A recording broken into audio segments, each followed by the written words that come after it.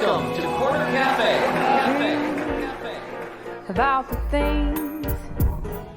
And welcome to Corner Cafe. I am Rachel Maines, and for this Corner Cafe show, we're going to do a special program.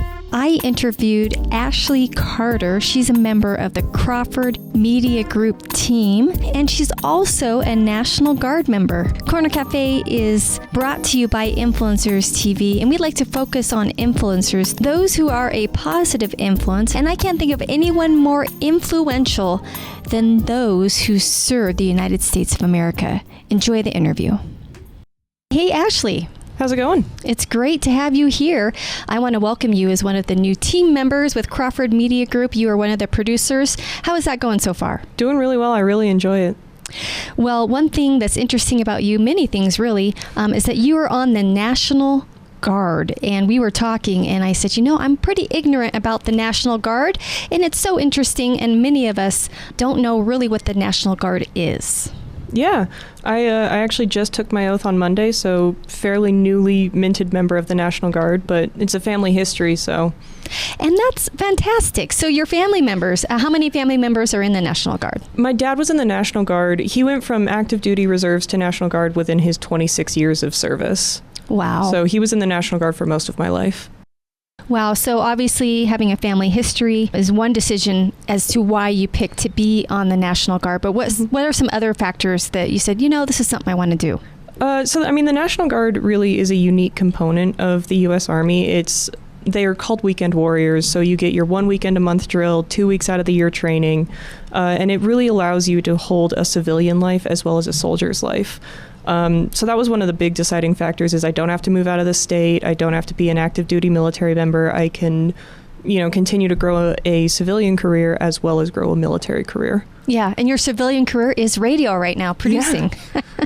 That's fantastic. So what duties do you do as a National Guard member? So the National Guard, like I said, it's unique because it has a dual mission. It's the only component of the military that has a dual mission. They serve both the governor of the state as well as the president of the United States. More often than not, National Guard will get activated for natural disasters and certain relief within the state.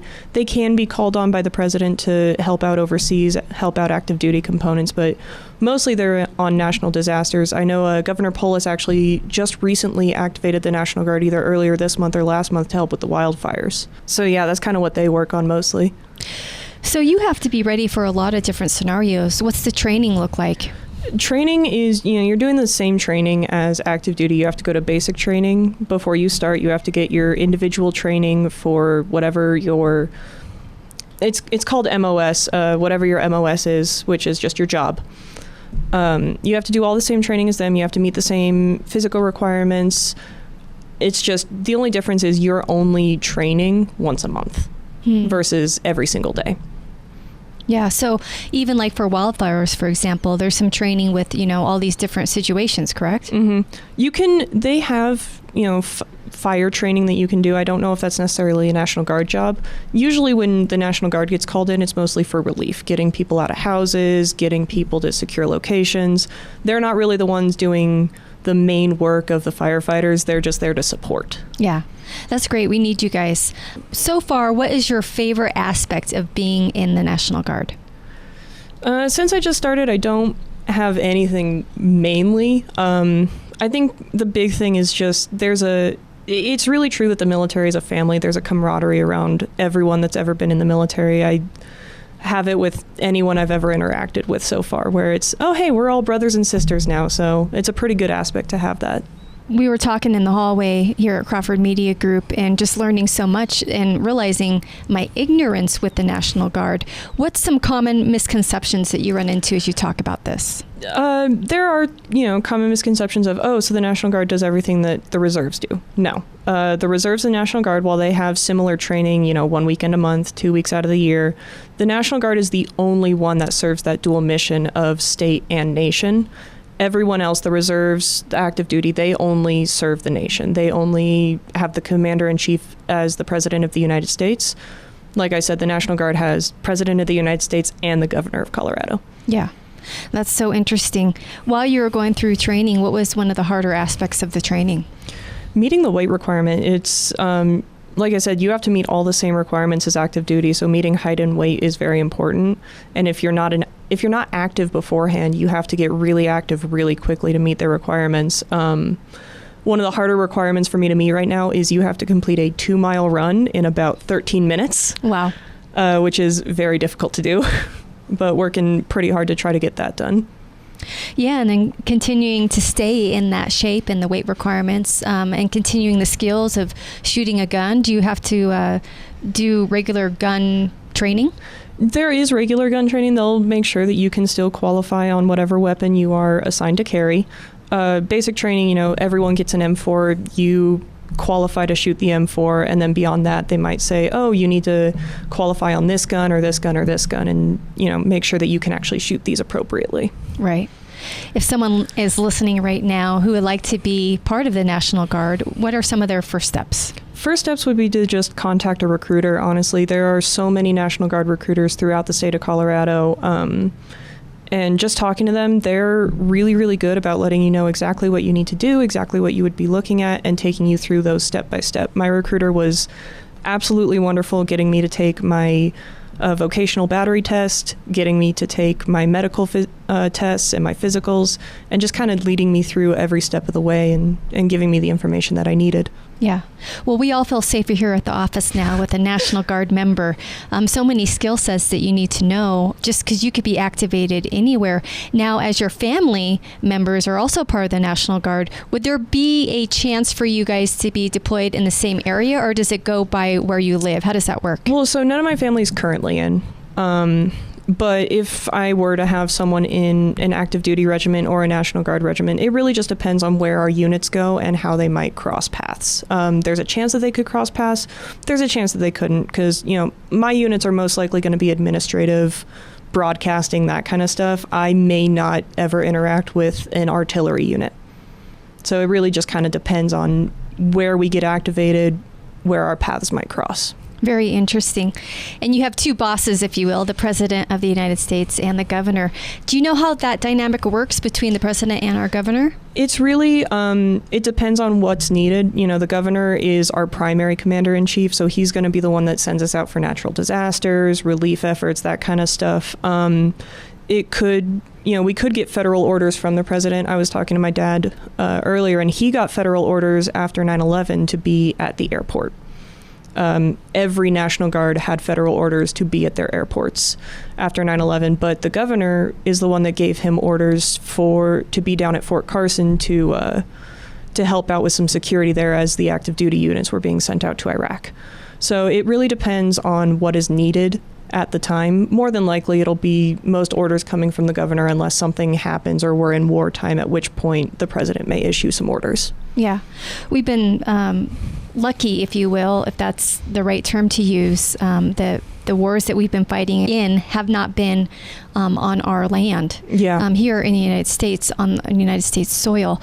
But what are the activation duties, if you will, if there were to be some fighting here on the soil of the United States? Well, that's kind of the benefit of the National Guard is, we're sending our active duty units overseas. We're sending them out to fight those wars on foreign lands. The National Guard was born as the militia. So they remain the militia. They are the modern Minutemen of the United States. So we're the ones that are going to be ready at a minute's notice to defend our land as needed. Yeah, well, woohoo. Yeah. Yeah, it's just really smart, and we had really intelligent founders and how we built the nation. I love that. Is there a quota for how many members of the National Guard per state? I don't believe so. I'm not entirely familiar with that. I do know that the National Guard is not, when it comes to training and all that, the National Guard doesn't have a set number of seats that they just automatically have. The way that we do training is we actually have to purchase seats for training from the active duty units. So I guess it just depends. However many members we have, that's how many seats we need to purchase. That's interesting. Obviously, there's a camaraderie with your family members who have been in the National Guard, but when you go and you chat with other members, what's the camaraderie like? It really is a family. Once you're in the service, no matter what kind of service, it's a brotherhood, it's a sisterhood. So, when I get to basic training, everyone that I'll be with, those are my brothers and sisters in arms. They are going to continue to be my brothers and sisters in arms. So it's a big family dynamic of, never leave a brother behind, always support your brothers. It becomes a closer bond than some families. Do you feel those within the National Guard have a deep love for country? I believe so. The military in the United States is unique than some other countries because it's all voluntary, and the National Guard even more so because it's only a weekend warrior thing. It's very voluntary. You have to really be dedicated to serving your country and being there because it's all on you. How has your faith shaped your decision to be in the National Guard? I mean, here with Crawford Media, it's God and country, right? And my faith to join the National Guard, it is kind of the same thing, for God and country. Our country was founded on these beliefs. Our country continues to hold these beliefs, at least in some sectors. And I believe that it is the military's job, whether it's National Guard or active duty, to defend our country and the beliefs it was founded on. Amen to that. So your fellow colleagues, if you will, and even your peers, I guess we know here at Crawford Media Group, we all have the shared camaraderie of love and country, right? But your peers, because you're young, and, I imagine that your peers have different beliefs. How do you talk to them and then shed the light of the duty of the National Guard and for love and country? It's definitely difficult in some senses because I do have those friends that don't really believe in God. They don't really believe in the country. They don't really support the mission. So talking to them about it becomes just as we have to go vote, there are some people that are born to be warriors. There are some people that are meant to go out and their civic duty is serve the country. Whether, you agree with it or not, there are still people that believe it is their duty to fight for that right, for you not to believe in it. Right. And that's a beautiful thing. Yeah. And it's sort of this thing of, you may not agree with my decision, but this is what I feel I need to do. And usually when I explain it that way, they're very supportive. Your family, obviously was instrumental in your decision, but as a young girl, did you know this is something I'm going to do? It's actually kind of funny. When I was in middle school, I was completely sure that I would be going to West Point for college. I was 100% sure that I was going to go to one of the military academies and join the military, and it was just the physical requirements that scared me out of it at first. So I guess as a kid, I knew military was in my future. I just needed to wait for God to show me the right time to join. Well, Ashley, it's been a pleasure getting to know you. So thrilled to have you as a Crawford Media Group team member now here in Denver. What are you most looking forward to with your role as a producer? I'm looking forward to every aspect of it. I love writing. I love recording, playing with audios, getting familiar with technology. I'm just excited to be a part of something as impactful as radio. Well, Ashley, thank you for serving your country, and thank you for serving Crawford Media Group. And once again, I want to leave our listeners, for those who are listening who want to learn more about the National Guard and or join the National Guard, will you give our listeners those steps? Yeah, I'd say the first step that you could do is go to co.ng.mil. That's the official Colorado National Guard website. It's run by the Department of Defense. That should have all the resources to answer any questions that you may have about the history, where to start, and it could even be a resource to find a recruiter near you.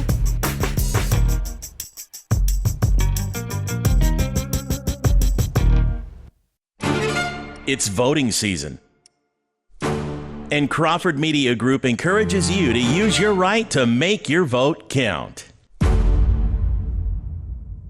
By voting, you reveal your power to exact the change needed to determine a better quality of life for you and your family. When we all exercise our right to vote, it ensures that our shared values and issues are prioritized, that you have the ability to choose who represents us and where government funding and resources go. Elections, they impact your everyday life and family. I'm Rachel Maines with Crawford Media Group, and here with me is Ashley Carter. She's an employee of Crawford Media Group, and she is in the National Guard. Welcome, Ashley. Hi, Rachel.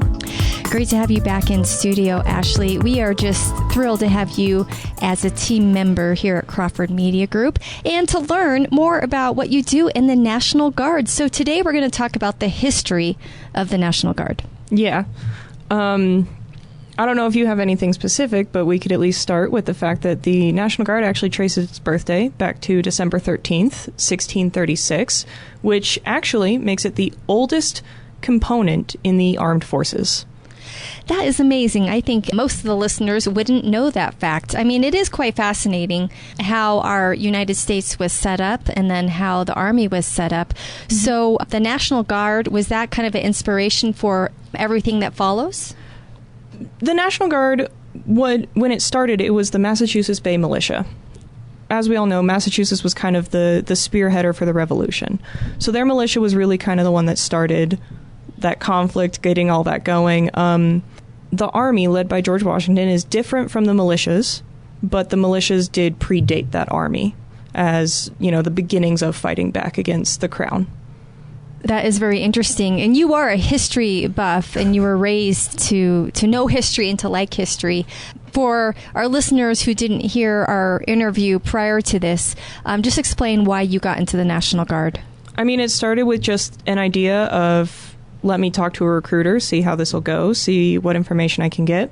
And then it turned into, I think I can do this. It's a family legacy. My dad was in the National Guard for most of my young life. He was in there for 26 years before he retired. I had, family in the Air Force, in the Army, in the Navy. So the military is pretty much in my blood. And so when I was talking to that recruiter, figuring things out, it kind of just became that realization of, I can do this. I can carry on this kind of family legacy in the military. And I feel it's my responsibility to protect God and country in the military. Yeah, well, absolutely. And thank you for your service, Ashley. We can go about our daily lives as citizens and just kind of forget that, we are here and we have our freedoms because of people like you that serve this United States of America. With the National Guard, the history of it, how was it set up? Kind of go through the history to the modern day. To the modern day, so, we kind of already talked. It started with the Massachusetts Bay Militia back in 1636. The Colorado National Guard, which is colloquially nicknamed the Mile High Militia. Love it. We were actually born January 23rd of 1860. We were two different military companies, the Jefferson Rangers and the Denver Guards. They were born and they were called to protect the city of Denver from thieves known as bummers. So they were, really focused on protecting the city of Denver from these thieves, from these rascals, making sure that the people stayed safe. Known as bummers. Bummers. I wonder if that's where we got our word bummers, man. Or was that from Bart Simpson or something? Oh, I have no idea. Maybe both. But yeah, so that's kind of where the Colorado National Guard was born. And then their first federal mission was actually during the Civil War. From March 23rd to 25th, 1862, what were then known as the 1st Colorado Volunteers kept Texas Confederates out of the West. That was their big thing, is we held off the Texas Confederates. And then our 2nd Volunteer Cavalry fought against the Confederates in states like Missouri and Kansas at the time. So the Colorado National Guard, the Colorado Volunteers, they were instrumental for the Civil War at the time. Yeah. How interesting. How interesting. Now, when you took history in high school, college, did you feel like you got a good education on that, or did you have to kind of explore elsewhere? Anything outside of, major military or major events, it's all personal study. It's all determined on, I'm interested in learning what the National Guard is, because a good majority of history classes, they don't talk about the National Guard. A good majority of people who know about the military don't know about the National Guard. There are even some active duty military members. I heard this at my drill weekend, that there are some active duty and reserve members that don't know the National Guard exists. They don't know what it is. Wow. And it's not talked about. It is not a talked about component of the military. Well, having gone through right now, you're in the midst of just like the training and stuff. Can you just describe real quick what the training looks like? And is there history to the training and why they decided to organize the training in such a way? So our training is the exact same training that active duty components go through. I think that's one of the most important things to recognize. What sets us apart right now, especially, is the training I'm going through is called the Recruit Sustainment Program. And basically what that means is I've signed my contract, but I haven't left for basic training yet. So once a month, I do a drill weekend, as is normal for the National Guard. And I go in and I do PT. I take the Army Combat Fitness Test. I get my height and weight checked. I get classroom instruction. I, learn how to do drill and ceremony, which is, how to stand in a straight line and walk in a straight line when you're told to. And the reason that the National Guard trains this way is because we are at a little bit of a disadvantage to active duty components. We're not training every single day. We are not working with the military every single day. We are a part-time component of the U.S. Armed Forces, which means we only work 1 weekend a month, 2 weeks out of the year. Now, that doesn't mean we're not doing other things throughout the year as soldiers. We are still soldiers for life, always a soldier. But we just aren't training as often or doing things as often as the active duty components are. So with that, they've set this recruit sustainment program up to kind of try to give us a little bit of a leg up when we get to basic training. We're already going to know our history. We're going to know our drill. We're going to be physically fit enough to take the Army Combat Fitness Test when we get there, because since we're only doing 1 weekend a month, we're already at a disadvantage, and we're already going to get made fun of by the active duty components. There are so many mean nicknames for the National Guard out there. But we accept it, and we just make sure that we train hard enough that we can meet the same standard that they do. Right. Do you think that is because so little people know about it and the history? And, when you describe the history, it's like, wow, what an honoring thing to have started so early with the creation of the United States of America. Yeah. I think there is probably, a little bit of a they don't really understand component, but the military is always it's kind of an alpha dog thing. There's no denying that, where, the Marines always think they're better than the Army because their tests are tougher, and everyone thinks they're better than the Air Force because the Air Force is the baby. So the National Guard, it's sort of that give and take, where the ribbing is usually in good fun, but it's the active duty component sitting there. We have to wake up at 0500 every morning. We have to do PT every morning. You get to go have a civilian job and just relax every single day until you go to your drill weekend. Right. Which isn't entirely true, because since it is up to us, we have to wake up and do our own workouts to make sure that we still meet those physical standards. But, I think it's good-natured, but it's also just that little bit of, well, we have to work harder than you. Yeah. And for the listeners who aren't aware, what are some of the things that you guys are called upon to do? A big thing that we're called upon is natural disasters, riots. The National Guard, our first mission, our primary mission, is to protect the people of Colorado and to serve the governor of Colorado. He is our commander-in-chief. Our secondary mission is our national mission. We can be called upon by the President of the United States to serve overseas or in other states on national orders. So we'll be called upon for natural disasters. So actually, the Colorado National Guard's first ever disaster response was in 1864 during a flash flood in Cherry Creek. Really? Mm-hmm. And we were called in for the Big Thompson River flood. We've been called in for wildfires. We've gone on national orders for hurricanes before. My dad left for Hurricane Katrina when that happened. So a lot of disaster response, and we're there to augment security or aid in evacuation efforts or aid in the response itself. So on my part, because I've never seen the uniform of a National Guard, what does that look like? Can we tell the difference between you guys and the other guys? The only difference of a National Guard uniform is we will wear either a state patch or a National Guard patch. Our uniform is the exact same uniform that the U.S. Army wears. Our name tapes still say U.S. Army because we are a component of the U.S. Army. So if you were to line me in my combat uniform up next to my brother who was active duty, you couldn't tell us apart. We would both look like we belonged to the same army. And that's the point, is even though I'm the National Guard, I still belong to the same army as my brothers and sisters. Right. Absolutely. And I've been talking with Ashley Carter. I am Rachel Maines, and Ashley is a member of the Crawford Media Group team. We are so thankful to have her, and also a part of the National Guard. Ashley, what are some other interesting facts about the history of the National Guard? Biggest thing that I think of is we were actually a militia. It was never called the National Guard until the Militia Act of 1903, which happened during the Spanish-American War. That is when an act was released that recommended the name National Guard, and it separated the militia into two components, the National Guard and the reserves. The reserves are different from the National Guard because they work more as an active duty component. They are still, doing an active duty job, and they are more national. Whereas we are state. The National Guard is the only one that handles state issues. The reserves will still go nationally.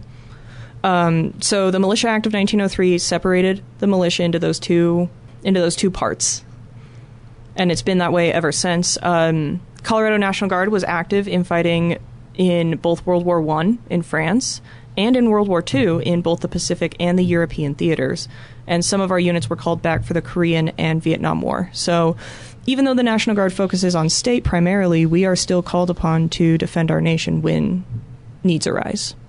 Yeah, and so personally, Ashley, why did you choose to serve in this way?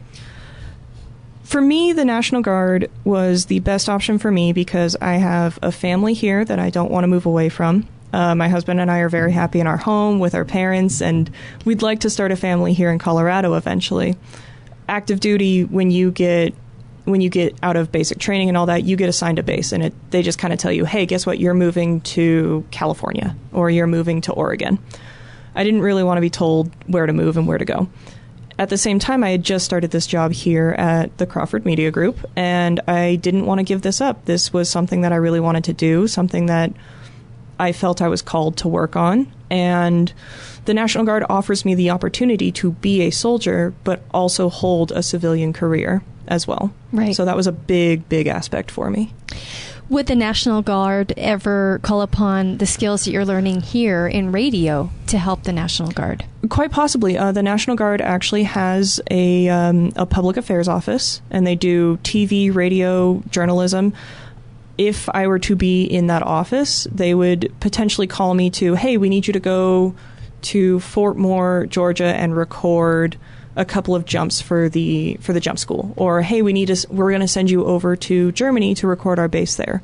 I could be called upon to do what would be considered active duty stuff because I would have to leave my job here and actively work for the Army. Right. And they could call me to record, report, do anything necessary, and that could use the skill sets that I have here more so than almost anything else could in the world. I love that. The Lord always has a plan. He's very detailed with our lives. And to have you here right now and be in the National Guard, I foresee that would happen in the future, and that's very exciting. Any last words or some last history lesson, if you will, for the National Guard? For those who don't know, last little bit of history is there are two aspects of the Colorado National Guard. We have the Army National Guard and the Air National Guard. Two different things. As proposed by their names, the Army National Guard is a component of the U.S. Army. The Air National Guard is a component of the U.S. Air Force. And the Air National Guard was actually, since we just had this Remembrance Day recently, the Air National Guard were activated as part of Operation Noble Eagle after the events of 9/11. So both the Army and the Air National Guard have served very, very important missions for this country and for the state as well. Well, it's always very interesting, Ashley, talking to you and learning more about the National Guard. You're a great young lady, and I know the Lord has amazing plans for you. And once again, we're very thankful to have you here at Crawford Media Group. I am Rachel Maines, and I've been talking with Ashley Carter. Ashley, real quick, a website that our listeners can go to learn more. For listeners that want to learn more about the Colorado National Guard, they could actually visit co.ng.mil. That is our federal website for the Colorado National Guard. It'll give you everything for the Army, Air National Guard. You can talk to a recruiter. You can just learn more about our history and the missions that we've run, or you can just take a look at some of the interesting pictures they have up there. Well, sounds great. Thank you so much, Ashley. Thanks, Rachel.